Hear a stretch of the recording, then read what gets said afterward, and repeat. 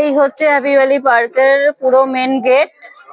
দেখো, এটা কিন্তু এখানে তোমরা আসতেই পারো, আর এটা গেটটা কিন্তু খুব সুন্দর দেখতে। দেখো ছোটা ভীম, আর এখানে বাচ্চা বড় সবারই ভালো লাগবে। এখানে সব রকম রাইড আছে, অনেক রকম রাইড আছে, সবকিছুই তোমাদের সাথে শেয়ার করব।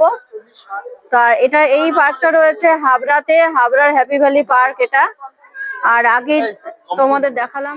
এখানে দেখো যে যে রাইডগুলো রয়েছে সেই রাইডগুলো কিন্তু একটা হোর্ডিংয়েই রয়েছে, আর এই মূল্য তালিকাগুলো পাশে দেওয়া রয়েছে, তোমরা দেখে নিতে পারো। এইগুলোর কিন্তু কম্বো আছে, যদি তুমি কম্বোটা কেটে নাও তাহলে কিন্তু খুবই লাভবান হবে। মাত্র 200 টাকার কম্বো, 200 টাকা কিন্তু এতগুলো রাইড তুমি পেয়ে যাবে। আর তুমি যদি আলাদা আলাদা আলাদা করে টিকিট কেটে দেখতে চাও তাহলে কিন্তু মানে প্রচুর টাকা তোমাদের বেশি লস হবে।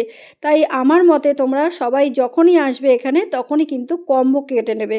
কম্বো যদি কেটে নাও তাহলে কিন্তু তোমাদের অনেক অনেক লাভ হবে। আর দেখো সবার প্রথমে কিন্তু ঢুকতেই কিন্তু এখানে বাচ্চাদের দোলনা, মানে একদম ছোট বাচ্চাদের যে দোলনা আর ছোট বাচ্চাদের কিন্তু স্লিপ এখানে রয়েছে সবার প্রথমেই।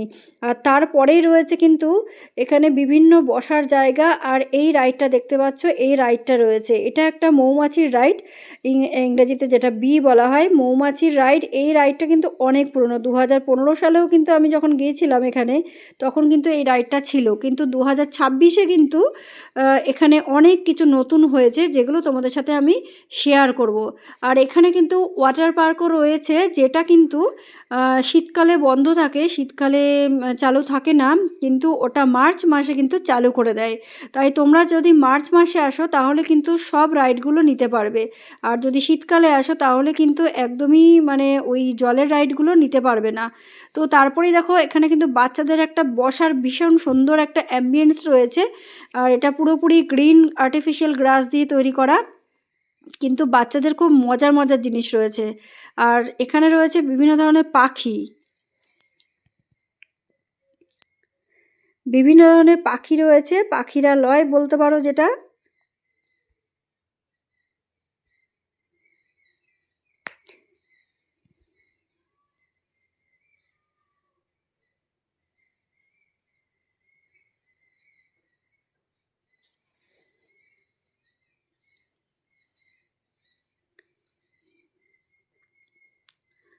তারপরেই কিন্তু বাচ্চাদের বিভিন্ন ধরনের দোলনা রয়েছে, মানে ছোট বাচ্চাদের থেকে একটু বড়রাও এখানে চড়তে পারবে।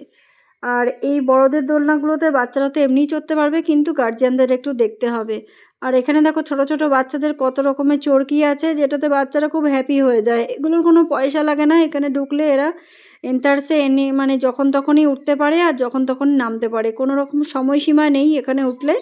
আর সমস্ত যেগুলো টাকা দিয়ে রাইডগুলো নেবে সেইগুলোর কিন্তু সময়সীমা আছে, আর এই রাইডগুলোর কোনো সময়সীমা নেই, যতক্ষণ বাচ্চারা চাইবে ততক্ষণই বাচ্চারা কিন্তু চড়তে পারে। আর রাইডগুলো খুবই সুন্দর। দেখো এখানে আরেক রকমের দোলনা আছে, যেটাতে 4জন 5জন 6জন একসঙ্গে ছোট ছোট বাচ্চারা চড়তে পারে। আর এখানে দেখো স্কুল থেকে মনে হয় নিয়ে এসছে বাচ্চাদেরকে, তাই তারাও বেশ আনন্দ করছে। আর দেখো এখানে কিন্তু টয় ট্রেনও আছে, এটা বড়দের টয় ট্রেন, ছোটোদের টয় ট্রেনও আছে, যদি কোনো ছোট বাচ্চা টয় ট্রেনে চড়তে চায় তাও কিন্তু চড়তে পারে। আর বড়দের টয় ট্রেন এটা বড় বাচ্চাদেরকে নিয়েও উঠতে পারে, কোনো অসুবিধা নেই। আর ট্রেনের লাইনটা কিন্তু অনেকটা বড়, পুরো পুরো পার্কটা ঘোরাবে না তোমাকে, যে পুরো পার্কটা যত দূর তত দূর কিন্তু রেল লাইনটা পাতা নেই। আমি যেহেতু টয় ট্রেনে উঠেছি তাই আমি বলতে পারলাম, কিন্তু অনেকেই ভাবে হয়তো পুরো পার্কটা ঘোরাবে, কিন্তু না, পাশেই জায়গা ছিল।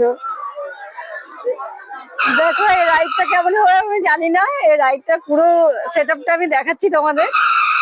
এই যে পুরো সেটআপ, এটা কিন্তু চালু হচ্ছে সবে, এবার চালু হওয়ার পরে কেমন হবে আমি জানি না। এটা পুরোটা বড় দোলনার মতো নাকি, এটা বড় দোলনা টাইপের। ও